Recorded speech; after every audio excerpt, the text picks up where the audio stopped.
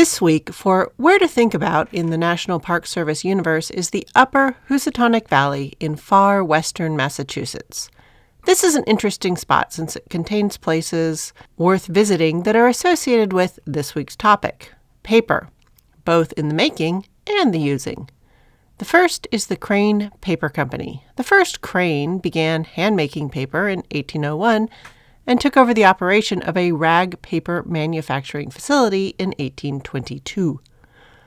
Rebuilding it would happen in 1844 with the construction of the rag room.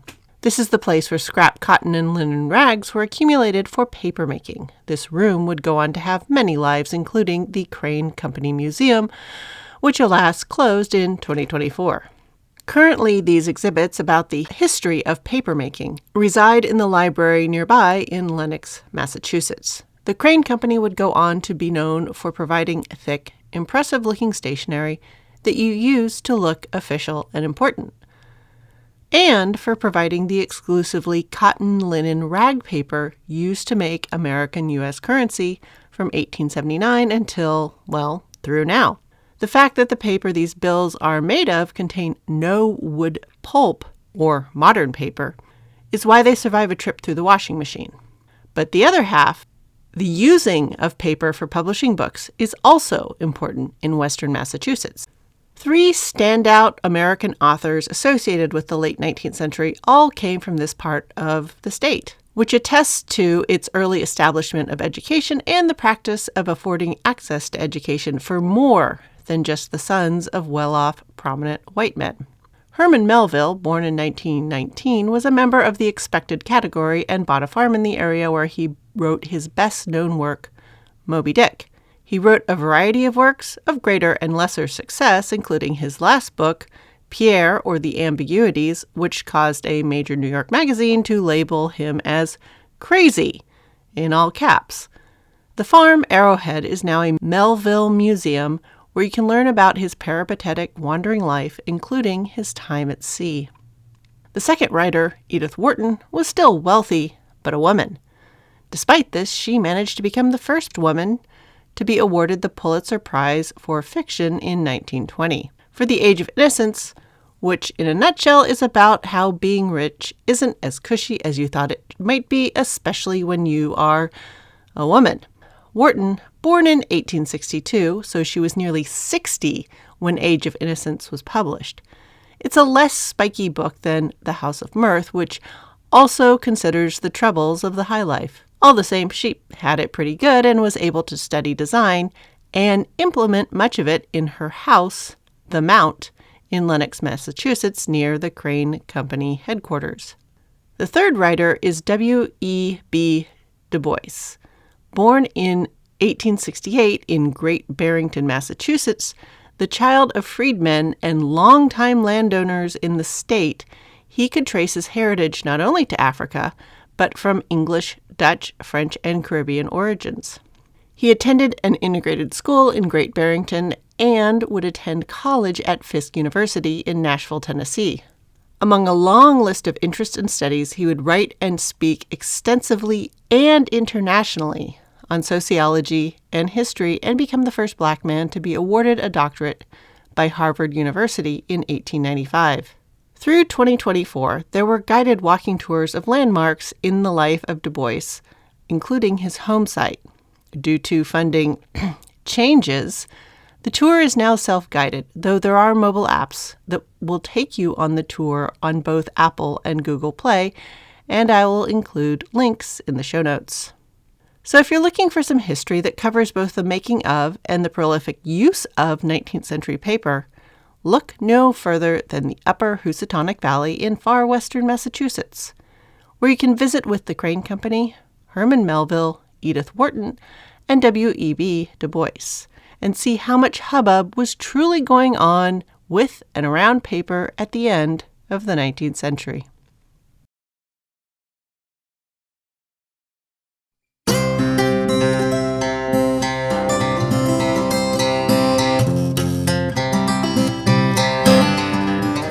Episode 178, The History of Paper. Hello, and welcome to the History of American Food. This week, I'll be looking at paper and how the paper we use today is incredibly different from the paper that the world began with before the late 19th century that required the use of the chemical machine age that's changing everything else about the American food landscape we live in today. To find out why, pull up to your place at the table and let's dig in. The first thing you need to know is that before the late 19th century, while there was some pulpwood paper, it was all pulped mechanically, while all modern paper is from wood pulp that is formed chemically. What? You say, what difference does this make? Why does this matter? So glad you asked, because I get to pull you into my food-related Wayback Machine and go tromping around in some ancient history in order to bring you back to the present day. Well, to the late 19th century present day for our purposes. Long, long ago, when different people in different parts of the world decided that they needed to share information at a distance, either across space or time, it became important to find a way to move beyond word of mouth and preserve ideas. The first ones we have that survived are, of course, paintings on rocks, the Lascaux cave paintings, the Dreamtime stories preserved in remote places in Australia, and other petroglyphs or pictures on rocks to be found in places like the islands around the Strait of Georgia in Vancouver or the deep jungles of India or South America. Anyway, preserving thoughts to be shared by painting them on rocks seems to have happened anywhere people have spent time and found a sturdy pigment. The main problem with rocks is they more or less have to stay put. So, alternate substrates that were more portable were found, and pictures of entire objects are a bit limited for conveying specific messages. So, of course, written languages that allowed for more precision were devised. And messages in these different languages were written on a variety of media: bone, skins, clay, wood, leaves. Some recent, that is 21st century scholarship has looked at different writing methods and thought about how certain writing systems evolved based on the materials different cultures were working with. Mesopotamians went with the straight cuneiform marks because they had plenty of mud and clay but limited wood. China went columnar because the nature of plentiful and fast-growing bamboo made flat-sided sticks an easy material to make and compile. The curly forms of Sanskrit and the script used for Thai and other languages of the region grew out of writing on palm leaves, which are very hostile to straight lines. The Egyptians, on the other hand, writing on much smoother, pounded together papyrus stem pith fibers, they had more leeway. Now, much of this is still speculative, if fun, but there's a certain sense to it. What is not speculative is that just about every culture that built a stable society each decided that a better sort of message-carrying medium could be made. Some with herding cultures and excess animals went with highly treated skins and what we think of as parchment. Other places where plant growth is rampant, they came up with some sort of plant fiber, paper-like material. Some worked with more or less whole portions of a plant, like the amate bark paper of South America or the layered papyrus pith of Egypt. But neither of these was true paper either, as it came to be defined. The important aspect of paper, as it's understood in modern definitions, is that the original structure of the initial plant needs to be lost. The earliest true papers began their life through the process of mechanical pulping, pounding the ever-living bejesus out of it. You got the material, mulberry, hemp, cotton rag scraps, and the like, and soaked and pounded them into fibery, pulpy messes and laid them out to dry. The tangled nature of the pulped plant fibers meant there was no direction that would cause the paper to crack or break the way papyrus sheets or palm leaves were wont to do. This entangled fiber paper was first manufactured in China and made its way west to the Islamic states, another stable society that had a highly developed writing culture. Papyrus sheets and Chinese-style plant pulp paper coexisted for centuries alongside animal hide parchment.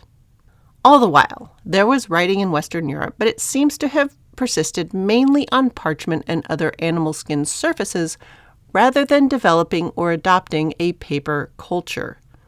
While it's hard to do research on why something didn't happen, there are some things about the parts of Europe that were sort of beer Europe rather than wine Europe that do suggest that paper making would have been particularly difficult in the first half of the second millennium.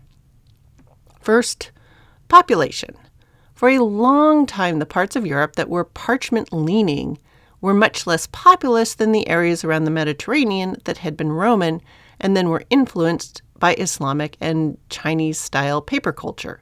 Making paper by pounding stuff together is labor-intensive, and it also often required access to fairly large amounts of cotton waste, which was not a product of northern or beer Europe, for both climate and population reasons. Generally, the crop plants of northwestern Europe were not good fiber crops.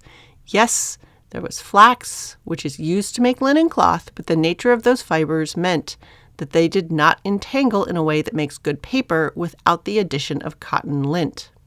Also, paper making, as with raisins and paprika, requires a lot of drying, and in the early days of paper making, all the drying was weather mediated.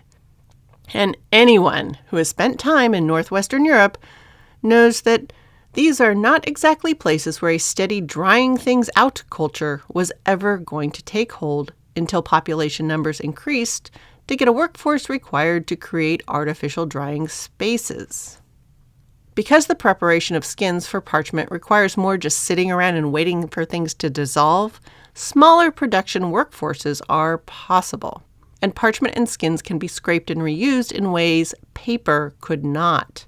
Parchment and skins are reusable, so the effort required created an object that could last a while. Whereas with paper, the writing thingy, you used it once and you were done. Also, paper was more likely to disintegrate when wet, which was a constant problem in the rainier parts of Europe. But anyway, China came up with paper and it spread mostly west and a little east from there. The important thing here is that what people who care about this stuff will call true papers were made by physically breaking down the fiber structure of plants with pounding. Water was used to soften them, but to break them down to a pulpy goo that could be spread and dried into sheets of paper, mechanical effort was the main driver. As a result, the starting materials used could only be of a certain hardness. And the resulting papers were always going to have a certain heft and thickness, because mechanical separation of papers could only get so fine. Now, over time, smoother, more flexible, and shinier papers were developed using the addition of different starches. Sorghum and rice starch were popular, but again, these were high-effort objects that were expensive and rare. Paper will start to spread out in Europe during the 1100s as a fine and rare import and curiosity. Enough people are intrigued and willing to pay money that by the 16th century there are several manufacturing facilities in Central and Northern Europe. But since they don't have warm weather, the fast-growing plant fibers that were included in Chinese-style paper, they didn't make it into European paper manufacture, which will grow up alongside cotton and linen cloth manufacture. European paper will be almost entirely rag waste paper, but it will make the use of movable type printing presses possible. Because paper manufacture at this point is laborious, paper itself will be precious, books will be expensive, and only the wealthy will use it. In fact, paper is a rare and expensive enough object at this time that paper will have its manufacturer's seal or watermark incorporated into each large sheet made. And when it's used for letter writing, the lengths people will go to make the most out of the paper are extreme. Smaller and smaller pen nibs are developed, and the practice of cross-writing is common. That is, a letter would be written by writing down the paper. Then the sheet would be turned 90 degrees, and the rest of the letter would be written across the other writing. and many a historian reading through old letters has been driven to frustration and stronger magnifying glasses by the practice. So we are in an age when talking about how someone owns a book or owns 10 books was considered great wealth.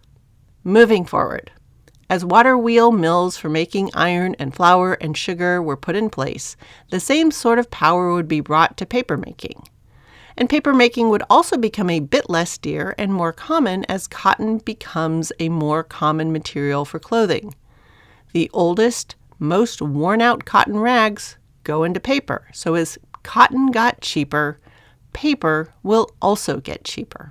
Fun side note and short detour, at the same time cotton was becoming a common clothing material in Europe, indigo was also becoming a common coloring for clothing.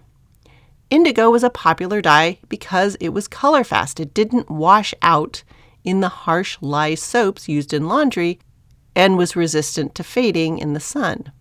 Further, indigo blues were far easier to accomplish and remained a pleasant color longer than blacks.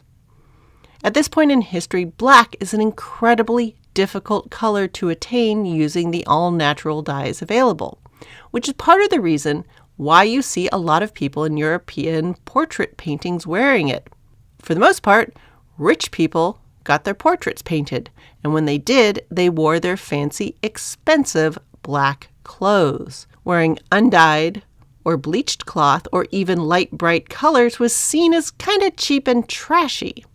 Anyone could have a yellow dress. Anyway, indigo was a popular and sturdy dye, and it made its way into an awful lot of the cotton cloth that would eventually become rags that would go into the paper process. And so, quite a lot of paper had a blue hue to it. Along the way, people making sugar realized that blue paper, the bluer the better, would make sugar look whiter. So sugar manufacturers began to specifically source the blue rags to make blue paper to make their yellowish sugar look white. Later on, as both modern sugar and paper manufacture got going, sugar factories would simply make blue paper to package their sugar for nostalgia. There's more on this back in episode 45 if you would like more details. Anyway, lots of paper had a blue hue due to the indigo dyed rags that were contributing to the fibers that made paper in Europe. As paper became more common and was used for more things, not just rich people books and government proclamations, paper started to come in grades. There was the high-quality rag paper made without the blue-colored and dingy rags and actively chemically bleached for a whiter color. It came with manufacturers' watermarks and animal glues to make it flexible and water and rot resistant. But some of the paper would be reused, repulped, and cut up, some of the first recycled paper, in fact. And this lower quality paper would end up as paper for letters and ledgers and less important uses. Paper would make its way through the cycles, and the more times paper was remade, the shorter the fibers would become, until it was foolscap, or a rough paper only suited for making random notes or wrapping and packing things. But it would still be saved to be made into fire starters and other purposes. Paper, at this point, was never simply thrown away. The first paper mill in the Americas was in Spanish Mexico in 1575, and the first paper mill in what would become the United States was established in 1690 in British America by one William Rittenhouse. Yes, of Rittenhouse Square associated with Philadelphia. And this was done to help with all the important document and printing needs of the time. I mean, if you're going to have a colonial government, you need to have documents. By the by, Benjamin Franklin and his Poor Richard's Almanac was also a beneficiary of this industry. And in case you were wondering how they were making the paper in the British colonies when it was all made out of scrap cloth, but you've been listening along the whole time and you're saying to yourself, but weren't they importing pretty much all the cloth at this time? You're right. But paper was profitable enough to actually import rags from Europe to make paper in the Americas, and that includes the Spanish American paper as well. So here we are. There is paper. Heck, there's even paperboard or cardboard. which was low-quality paper stuck together in thicker sheets to be used for things like note cards and illustrated photographs and the like. Cardboard was even mentioned in an Alice Bronte novel in 1848, which means by then it was common enough to be named in a novel, and it was generally expected that everyone who was the class of a person who would be reading a novel would know what cardboard was. Okay, nice history and everything, but how did paper get to be made from trees, from wood? Because I have been making a big deal that changing to cheaper wood pulp paper from expensive cloth rag paper was a huge turning point. So how did this switch to tree paper happen? Well, it was not overnight. It began with experiments with wood, which everyone could see was made of fibers, but those fibers were hard. And also, people fooling around with chemicals at the end of the 18th century, they were clear that some chemicals could be used to soften up hard things and harden up soft things while we're at it. And they're wondering, could this be applied to wood? Sure. Why not?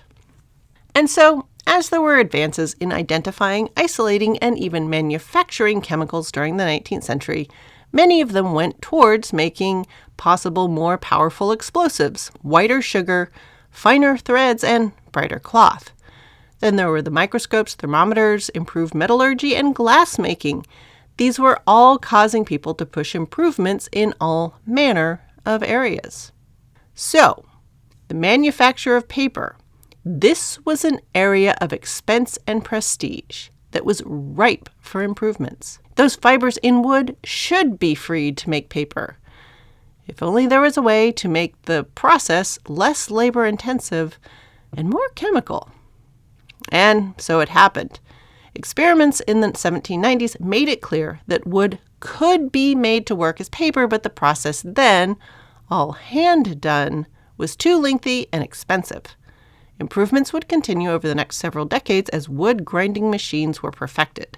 From there, the shavings were combined with a large variety of chemicals to see what did the best job of softening the wood in the right way. It was decided that sulfate chemicals, sodium, magnesium, calcium, and potassium sulfates and bisulfites, those were the best at stripping the cellulose carbohydrates out of the wood structure so they could be recombined into the wood-based paper we are familiar with today. And so, with the advent of wood-based paper, paper will change from a prohibitively expensive object to be used, reused, and carefully allocated to a material that suddenly becomes fairly commonplace. It's still somewhat pricey and will be preserved, reused, and never become trash per se, but broadsheet newspapers, playbills, and wrapping paper begin to emerge, as does the cardboard box, which is going to change food distribution forever. So tune in next episode to follow the way the cardboard box takes on barrels as the premier way to package and distribute food. In other words, say farewell to the Cracker Barrel and hello to the Cracker Box. Thanks for listening. As always, the best way to expand this podcast is to spread the word by word of mouth. So don't be afraid to share it with any of your food fan or history curious friends. Any email questions or quibbles will continue to reach me at thehistoryofamericanfood@gmail.com. And as always, I love hearing what you have to say in your reviews. And it also makes it easier for other people to find the podcast. Music for this podcast is Fingerlympics by Dr. Turtle, and you can find me on Threads, Blue Sky, and Insta as @THOA Food, and all this information is available in the show description.